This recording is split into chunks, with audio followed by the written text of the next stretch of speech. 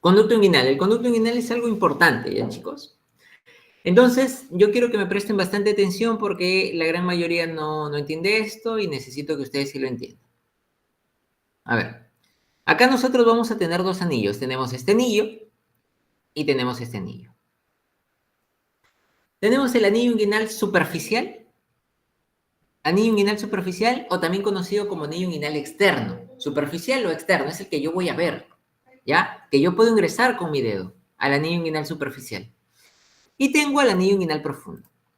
Preguntas que te pueden hacer para tu ENAM, para tu residentado, preguntas que te pueden hacer para tus clases.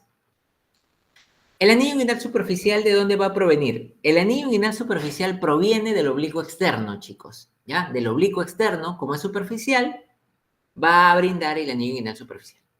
¿Y el anillo inguinal profundo de dónde va a provenir? El anillo inguinal profundo proviene del músculo transverso y de la fascia transversalis, a predominio del músculo transverso. Ok. Entonces vemos que todo esto es mi conducto inguinal. Todo esto va a ser mi conducto inguinal. Entonces vemos que el conducto inguinal va a tener una pared. La pared superior, o sea, nuestro techo, que se va a situar acá, el techo de la pared, el techo, va a ser el tendón conjunto. ¿Y a qué me refiero cuando nosotros hablamos con tendón conjunto? A la unión de dos fascias, a la del oblicuo menor y el músculo transverso. Inferiormente, este es el techo, ¿ya? El techo va a ser el tendón conjunto del conducto inguinal. En el límite inferior nosotros vamos a tener este ligamento. Y este ligamento que se extiende desde la espina ilíaca anterosuperior hasta la espina del pubis, hasta espina o tubérculo del pubis, va a ser el ligamento inguinal. El límite inferior va a ser el ligamento inguinal. Otra pregunta que te pueden hacer, ¿el ligamento inguinal de dónde proviene? El ligamento inguinal proviene, como es un ligamento que se expone, es un ligamento superficial, va a provenir del oblicuo externo o oblicuo mayor. Entonces, el techo del conducto inguinal va a ser el tendón conjunto. El límite inferior va a ser el ligamento inguinal. La pared de adelante, o sea, lo que va a recubrir, todo esto que va a recubrir, todo esto que recubre, va a ser un músculo. ¿Y qué músculo va a recubrir por la parte superficial? El oblicuo externo. El oblicuo externo va a recubrir por la parte superficial. Nuestro oblicuo externo. Y en la fascia, ¿ok? Y en la parte posterior, nosotros vamos a encontrar a la fascia transversales. Entonces, nosotros podemos ver que tiene dos anillos, el anillo inguinal superficial, el profundo, un techo, que viene a ser el tendón conjunto, una parte posterior, que viene a ser la fascia transversalis, un límite inferior, que viene a ser el ligamento inguinal, que vendría a ser este, y una parte anterior, que viene a ser el oblicuo externo. Como referencia, nosotros vamos a tener a estos dos vasitos, a los vasos epigástricos inferiores. Vamos a tener a la arteria y a la vena epigástrica inferior. ¿Y para qué me va a servir esto? Para poder diferenciar las hernias inguinales. En hernias inguinales directas y hernias inguinales indirectas. ¿Cuál va a ser el punto de referencia? La arteria, pues. Tú cuando ingreses a sala de operaciones y encuentres y estés ante una herniorrafia, hernioplastia, inguinal, claro está, tú vas a ver que palpita la hernia, la arteria epigástrica inferior y te va a servir como referencia. Pero ya con la práctica vas a poder diferenciarlo apenas tocas al paciente. Entonces, vemos que nos dice, ¿no? Vemos que nos dice la información. Aproximadamente el conducto inguinal mide de 3.5 centímetros a 4.5 centímetros y se va a extender desde la espina del pubis hasta el tercio medio del ligamento inguinal, ¿ya? Hasta el tercio medio. El anillo inguinal superficial proviene del oblicuo mayor y el anillo inguinal profundo e interno lo vamos a encontrar a nivel del músculo transverso y la fascia transversalis. Lo mismo que hemos hablado, el piso, límite inferior va a ser el ligamento inguinal, posterior nuestra fascia transversalis, anterior nuestro oblicuo mayor y superior el tendón conjunto que viene a ser la fusión de las fascias del oblicuo menor y el músculo transverso. En el varón, ¿qué pasa por el conducto inguinal en el varón? Va a pasar el cordón espermático que tiene muchas estructuras. Tiene muchas estructuras. Y en la mujer va a pasar el ligamento redondo del útero. Y yo hago una pregunta, porque cuando estudiantes internos ingresan a sala quirúrgica, solemos hacer esta pregunta, ¿no? ¿El ligamento redondo del útero es un ligamento de fijación? Sí. Pero ¿cuál es la dirección del ligamento redondo del útero? ¿De anillo inguinal profundo a superficial o de superficial a anillo inguinal profundo? Es una pregunta básica, es una pregunta que todos debemos conocer. Entonces, la misma pregunta les voy a hacer a ustedes. El anillo inguinal, el ligamento redondo del útero, cuando pasa por el conducto inguinal, va a pasar de anillo inguinal profundo a superficial o de superficial a profundo. ¿Qué me dice? Me basta que con uno responda estaría bien, ¿no? Para tomarlo como referencia. Y si lo hace mal, mejor todavía. O sea, tienes dos opciones. De profundo a superficial o de superficial a profundo. Claro está. Que como es un ligamento de fijación,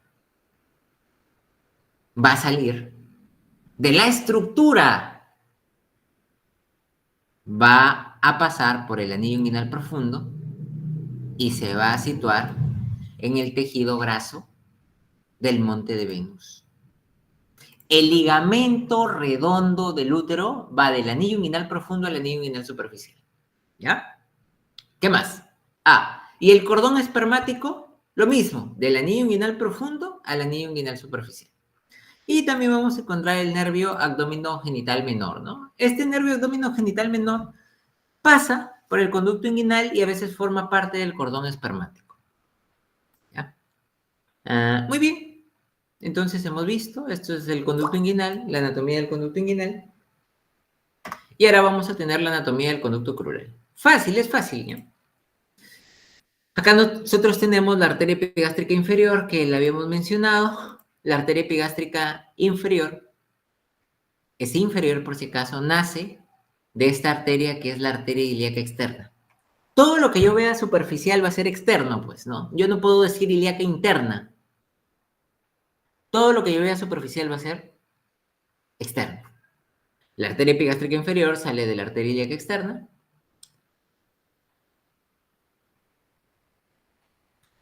Que vendría a ser esta, la ilíaca externa, y esta vendría a ser la arteria femoral. ¿Ya? Esta vendría a ser la ilíaca externa, y acá recién ya vendría a ser la arteria femoral. Muy bien, entonces vemos los límites del conducto crural. Esto es el conducto crural.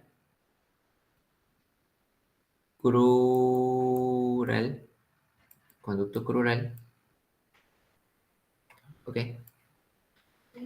Y observamos que vamos a tener a este ligamento, que viene a ser el ligamento. Lo vamos a borrar. Segundo. Ya, muy bien. Que viene a ser el ligamento inguinal. Este ligamento, como límite anterior, va a ser el ligamento inguinal.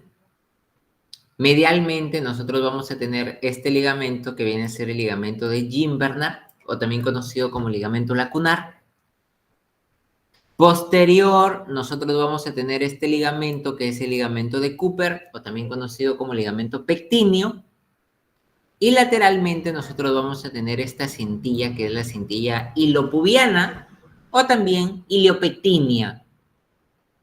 Entonces, los límites del conducto crural vamos a tener anterior al ligamento inguinal, medial al ligamento de Jim-Bernard, posterior al ligamento de Cooper y lateral a la cintilla iliopectina. Ligamento inguinal, ligamento de Jim-Bernard y ligamento de Cooper son prolongaciones del oblicuo externo. Son prolongaciones del oblicuo externo a oblicuo mayor. Y lo que suelen preguntar bastante es, ¿de dónde proviene la cintilla iliopectina? Nosotros estamos viendo este músculo y este es el músculo psoas ilíaco, o iliopsoas, como quieras llamarlo. Este músculo psoas ilíaco sufre un engrosamiento, y este engrosamiento viene a brindar la cintilla iliopectina, o iliopubic. Vemos que dentro del conducto crural, esto tendría el conducto crural, que sería esto, tenemos a la arteria, tenemos a la vena, tenemos a la arteria, tenemos a la vena, y tenemos al ganglio, un ganglio que nosotros vamos a tener que va a encontrarse en el infundíbulo. Este ganglio es el ganglio de Cloquet. Este ganglio de Cloquet pertenece a una cadena inguinal media en la parte profunda, ¿no? Este ganglio de Cloquet va a recibir drenaje de la cavidad pélvica y también de la cavidad hemorroidal. Y un dato importante en el conducto crural es que el nervio crural, nuestro nervio crural, nervio femoral, no pertenece al conducto crural. El nervio está fuera de nuestro conducto crural. Ahora, si yo expando, mira, si yo expando esto, pero lo vamos a hacer con este color. Si yo expando esto, desde acá, y cojo todo esto, va a recibir otro nombre, que ya involucra el nervio crural. Esta estructura se va a conocer como la arcada crural. Arcada crural. ¿Ok? ¿Hasta ahí sí me están entendiendo? ¿Me pueden confirmar si es que hasta ahí me están entendiendo? Entonces, cuando entran a cirugía y, por ejemplo, quieren que les dejemos que cierren piel o que hagan una ayudantía durante la cirugía, nosotros hacemos preguntas, pues, ¿no? Y pues a mí me encargan de hacer estas preguntas, ¿no? Y yo les hago preguntas sencillas, ¿no? ¿Cuál es una diferencia de una arcada y el conducto crural, ¿no? La diferencia es que la arcada involucra el nervio y el conducto crural no involucra el nervio, ¿no? Ya está, se acabó. Suficiente con eso, ¿no? Muy bien, continuemos. Y nuevamente acá vemos el conducto inguinal, ¿no? El conducto inguinal ya no hay que reforzarlo, simplemente para verlo, ¿no? Acá vemos el conducto inguinal más el conducto crural. Acá vemos el anillo inguinal externo, acá vamos a encontrar el anillo inguinal profundo. Todo esto viene a ser el conducto crural que lo estamos viendo acá. Y abajo nosotros vamos a tener el anillo crural. Conducto inguinal, conducto crural. Listo, se acabó. No lo tocamos más. Cuando nosotros hablamos de hernias inguinales, nosotros vamos a ver de hernias inguinales directas e indirectas. A ver. ¿Cómo hago? ¿Dónde lo hago? Acá. Listo. Déjenme borrar esto un momento. ¿Cómo se borra? Ya. Miren, chicos. Acá nosotros vamos a tener... Ya. Acá nosotros vamos a tener a esta arteria, que es la arteria epigástrica, inferior. La arteria epigástrica inferior. ¿Ya? Y acá nosotros vamos a tener un triangulito. Este triángulo, ¿ok? Este triángulo que está dentro del conducto inguinal se va a conocer como triángulo de Hesselbach. Este triángulo de Hesselbach es importante porque por allí van a protruir las hernias inguinales directas, ¿ya? Entonces, las hernias inguinales directas van a salir por acá, de esta manera. Y las hernias inguinales indirectas van a pasar por todo el conducto inguinal. Y van a Estas son capaces de salir por el anillo inguinal superficial. Nosotros tenemos acá que por acá sale la hernia inguinal indirecta y la directa va a salir medial a la arteria epigástrica inferior. ¿Lo vemos? Sencillo. Entonces nosotros podemos dar diferencias de las hernias inguinales directas e indirectas. Las hernias inguinales indirectas, las indirectas van a ser también conocidas como hernias congénitas, ¿ya chicos? Como hernias congénitas, le voy a poner acá. Ah, acá está, mira, mayormente como hernias congénitas. Y si son congénitas, las hernias inguinales indirectas son más frecuentes ¿en dónde? En recién nacidos, pues en niños, en la parte pediátrica, hernias inguinales indirectas. Y va a hacer, van a desencadenarse por la persistencia del conducto peritoneo vaginal. Van a pasar por el anillo inguinal profundo y se van a encontrar lateral a los vasos epigástricos. Miren, se encuentran lateral a los vasos epigástricos. En cambio, las directas se encuentran medial a los vasos epigástricos. A los vasos epigástricos me refiero a la arteria epigástrica inferior. Vemos que las directas, hay una debilidad de la fascia transversalis. Vemos que la debilidad la encontramos acá, justo en este triángulo, que es el triángulo de Hesselbach. Pasa por el triángulo de Hesselbach, o fosita inguinal media, y se encuentra medial a los vasos epigástricos. Siempre son adquiridas, es por eso que las directas se conocen hernias por esfuerzo. Tú has visto las personas que cuando vas al mercado van y dicen, te cargo unas 20 sacos de papa, ¿no? O ves a las personas que están haciendo mucho esfuerzo, que implican un aumento de presión en la cavidad intraabdominal. Ya, ellos tienden a desarrollar hernias inguinales directas. ¿Quiénes más desarrollan hernias inguinales directas? Pues los pacientes que tienen mayor cantidad de masa en la región abdominal, pues, cirróticos, embarazadas, personas obesas. Y vemos también otra diferencia, que las indirectas se puede dar en cualquier edad, pero más frecuentes son niños y jóvenes, a diferencia que las directas, que son más frecuentes en mayores de 40 años, que ya ha habido una debilidad de esta pared, ¿no? De la fascia transversalis. Las indirectas, su reducción es dificultosa y dolorosa, en cambio las directas, su reducción es fácil y menos dolorosa. ¿Y por qué razón las indirectas son más dificultosas y dolorosas? Porque las indirectas pasan por todo el conducto inguinal, pues chicos. Y las directas solamente se limitan al triángulo de Hesselbach. Listo.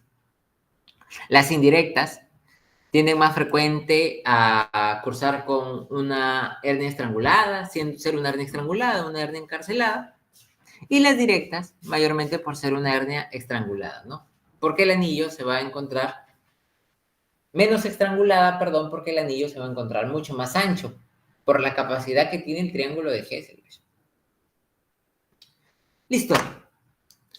Maniobra del Landívar. Va a llegar un paciente a tu consultorio y tú vas a saber, ¿no? Tú vas a decir, oye, ¿qué hacemos acá? ¿Qué hacemos acá? Entonces, la maniobra del Landívar significa de poner tus dedos a nivel, sobre todo el índice y el medio, a nivel del anillo inguinal superficial. Vemos que si esta hernia, bueno, existe una hernia de Landívar modificada, pero vamos a hablar de la hernia de la maniobra que vemos acá, ¿ya? A ver, vamos a borrarlo un momento. Listo. Nosotros vamos a poner nuestros 3 dedos a nivel del conducto inguinal. A nivel del conducto inguinal. Si vemos que la hernia, ¿ok? Si vemos que la hernia transcurre por el conducto inguinal y sale por el anillo inguinal superficial, es una hernia indirecta. Pero si vemos que la hernia protruye y me empuja mis dedos, es una hernia indirecta. Fácil de diagnosticar, solamente con la palpación. ¿Ok? Entonces, nosotros vemos, ¿qué nos dice? Que toda protrusión que se desplace de la cara lateral a la cara medial, o sea, que haga esto, de la cara lateral a la cara medial, o sea, que haga esto, es una hernia inguinal indirecta. Y si el abultamiento va a progresar de la parte posterior y va a empujar mis dedos hacia la región superficial, se va a sospechar de una hernia inguinal directa. En conclusión, yo le pido al paciente que puje, y si el paciente puja y yo veo que la hernia se desplaza y sale por el anillo inguinal superficial, es una indirecta. Y si veo que empuja mis dedos y se limita a esta región, es una hernia inguinal directa. Se acabó. ¿Ya? Existe un fenómeno herniario.